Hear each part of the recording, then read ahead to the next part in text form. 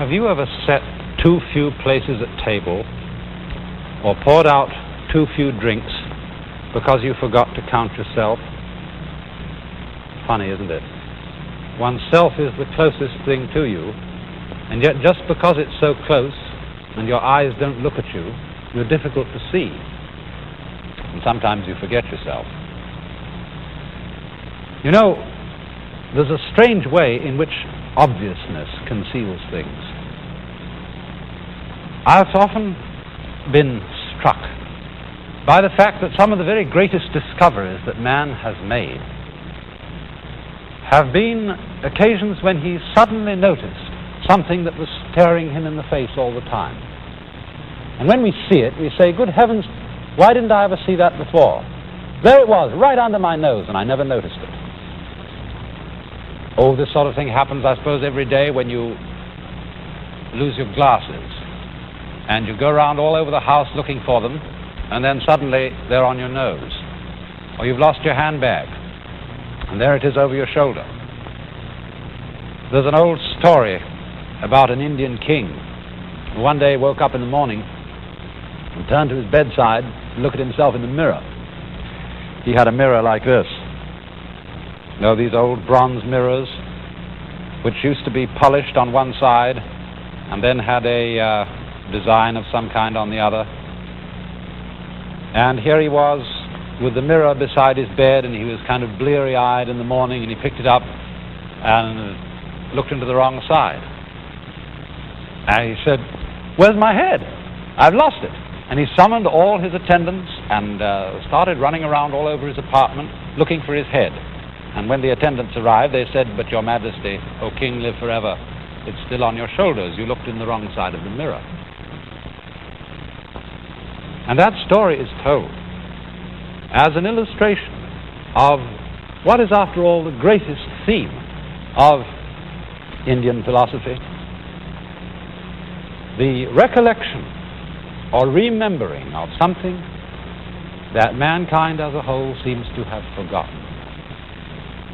I was talking a moment ago about great discoveries of benefit to the human race, how there are things that might have been obvious all the time. Supposing there was a very greatest discovery, something that would really set the heart of man at peace, and it's the most obvious thing there is, and nobody is noticing it at all. What might it be?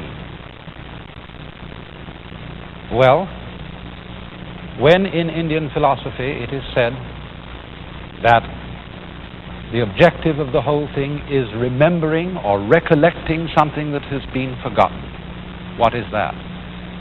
It means remembering who or what we really are. Well, of course, if we say, well, who am I? We say, well, I'm a person. Well, what is a person? Here is a person. A person is originally an actor's mask, whether for an ordinary dramatic performance or a ritual performance. And in the Greco-Roman world, these masks were called persona. For the word persona means that through which there comes sound. And those old masks, as they were made for the Greco-Roman stage, had mouthpieces that were shaped like a megaphone, rather wide mouths. And so, because those mouths emphasized the sound, persona became the name for a mask. And this use of the word still survives when you look in the title pages of a play and you see a list called Dramatis Personae, the persons of the drama. Because this was originally a list of the masks that the actors were going to wear. And so isn't it strange that the word person, which originally meant a mask, has come to mean what we really and truly feel ourselves to be. And this is perhaps a very, very significant confusion. For after all, what one is as a person, that is to say as a mask, as a part in a play, is what we nowadays call one's role. And we are such, aren't we, that we very much depend for our personal security and our social security. We very much tend to fix upon and identify ourselves with certain roles. Now, I think one of the best illustrations of this is when you go to a party and you're meeting a lot of strange people. When your hostess introduces you to each other, she always gives some little indication in her introduction so that another person can identify your role. She says, "Oh, I do want you to meet Mr. Smith. Mr. Smith is a painter. I do want you to meet Mr. Jones. Mr. Jones is a banker." And so Mr. Smith and Mr. Jones know who they are. But what they know is not exactly who they really are. They know what roles they play in society. And by knowing their roles, they are able to converse with each other without difficulty. You have, in other words, a starting point for conversation. Oh, it may be something so trivial. Oh, I do want you to meet Mrs. Dokes because she comes from your home state. And then immediately the conversation can begin quite easily, talking about one's hometown or home state. And in this way, you know, you can talk with people without ever really meeting them. By identifying clearly with your role and playing your part, or I mean it may be some other part than banker or doctor or lawyer, it may be regular guy or buffoon or bohemian or whatever sort of role one identifies oneself with. By playing this part, you can completely conceal yourself from other people. You know, the only people who don't really need these role keys in meeting each other are children. A child has no embarrassment in going straight up to you and saying, "Oh, what a pretty face you have," or "Isn't that a funny nose you've got?" He can go right into conversation without having to meet your persona, your front, your mask. And that is, of course, why great philosophers and sages have always admired children and have in that respect tried to emulate them. So then, society encourages us, not only modern society but ancient societies, have encouraged the individual to identify himself with a consistent role and to play his part consistently. In other words, we all find that the moment in which we really make fools of ourselves, when something goes wrong, is when we act out of role. In other words, my role at the moment is being a speaker on television and talking to you. And I would be considered to flub the show if suddenly I acted out of role and did something that simply speakers don't do. And if I did this unintentionally, I would feel embarrassed because my role had slipped. Now, in Indian society, the roles that people play are what we now know as their castes. In old Indian society, there were 4 principal castes: the priests, the warriors and rulers, the merchants, and the laborers. Rather much as in medieval European society, there were lords spiritual, lords temporal, commons, and serfs. And then within each one of these caste groups, there were many subdivisions corresponding to the various vocations that people adopted. But Indian society contains an interesting custom, an interesting tradition, and that is that when a man has established himself in his role about the middle of his life, he hands over his vocation, the running of his business or his shop, or whatever it may be, to his oldest son, and says, "Now you carry on." And he, the man who gives up his job, or gives up his role, becomes what is called a forest dweller. He retires from active life. He changes his name, and he gives up his role. And this is done in the pursuit of what is called in Hindu philosophy liberation, or to use the technical term, moksha. And this means becoming a nobody. You give up your identifying role. You drop caste and become, as it were, no one. You, in other words, go to find the great question of all life. Who behind these masks, these parts I play in life, who am I really? Now, we often talk about finding ourselves. We often talk about finding ourselves in relation to our work. Am I doing the job I am really fitted for? Am I married to the person who really suits me? Am I living in the part of the world that is really congenial to my nature? But this, you see, raises the question, doesn't it? What is one's fundamental nature? And if you look into this question carefully, you suddenly find yourself rather like an onion. You start peeling off masks or skins, looking deeper and deeper and deeper, until you get to the point of ultimate puzzle. What is it behind all this that is the very foundation of my consciousness? What am I really? And in Hindu philosophy, the answer to that question is always, behind all the many masks of the world, be they masks of men or masks of animals or plants or stars or mountains, there is one actor. There is the supreme self of the universe, which is called Brahman. Brahman, in its personal form Brahma, but Brahman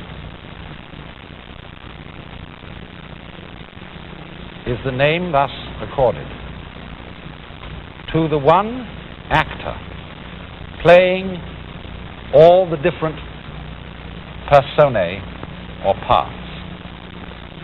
And the deepest self in man, the one who is under all those onion skins really us, is called Atman, meaning the self. And the great formula of Indian philosophy is Atman is Brahman. You are not really this role, this mask, whether it be the social mask or the mask of skin over one's body. What you are fundamentally is the Brahman. And so comes this formula which sums up the whole inner doctrine of Hinduism. Excuse me, I've started to write it the wrong way. We'll begin over here. Tat. That means that. Tvam, thou, asi, art. That thou art, or in ordinary English order, thou art that. The very word that in English is, I think, originally from this Sanskrit expression, tat. And this is, in a way, the best word that can be used for the underlying reality of the world. And perhaps I can try and explain to you why. Now, you know, when I was in my teens, I first became interested in this. And I very much fervently wanted to realize what it would be like to experience the whole world as a unity, and myself as being involved in that unity, of being it, of being the one self which is all. And at first I thought, well, I suppose this is a state of consciousness which, if one realized it, all the distinctions and outlines of things would disappear. And the whole world would kind of go blah into a great sea of cosmic jello like this. Or else, I thought perhaps that it wouldn't be quite like that, but maybe everything would become suffused with a kind of omnipresent interior light, something like this. And, but I couldn't make it happen that way. And you know, it was strange. There was one thing in my experience, I was living in London in those days, which really stuck in my craw. One thing that I just couldn't make disappear into this jello or this infinite continuum of the one ultimate reality, the true self behind everything. And that happened to be a London taxi cab. I wonder if you've ever seen a London taxi cab. They used to look like this.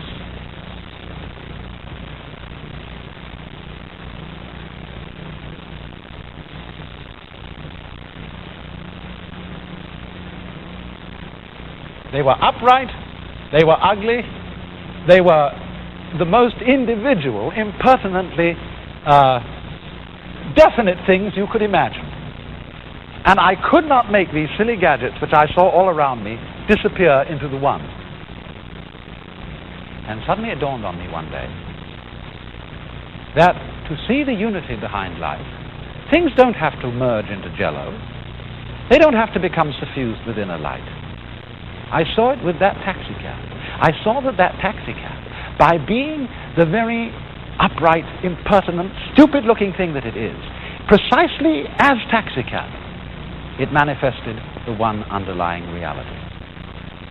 In other words, this is not a question of imposing upon the world of differences some abstract conception of unity in your mind. You don't have to go around saying to yourself, now, don't get fussed, don't be disturbed, be at peace, all things are fundamentally one.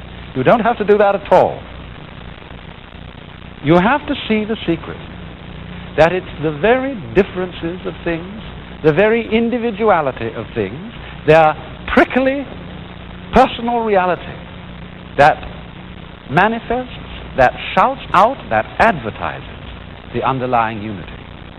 You remember perhaps that in a previous program I was talking to you about the contrast of figure and background. And we saw what happened to my figure when the background disappeared.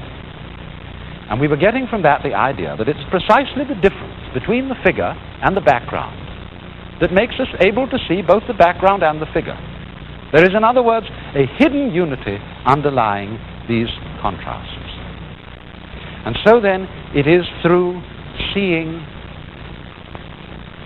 the fact that the differences themselves are the unity that we come to an inward, clear realization of, after all, the thing that we've forgotten.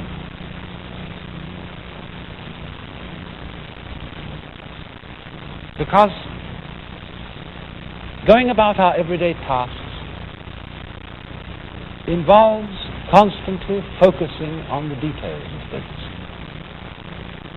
focusing on the contrasts and the differences between them. And so in this absorption, in dealing with the difference aspect of the world, we simply forget, we overlook the unity aspect of the world, which the very differences so clearly proclaim. So then, if we know that the differences reveal the unity, then we see that what we really are is tut, that, it. So what? Does it make any difference? Does it make anybody any happier to understand that behind all the differences of life is a unity which each one of us is? Well, it does, doesn't it, in this way? If you really know this, you come to a point where nothing can faze you. For you know that you aren't anymore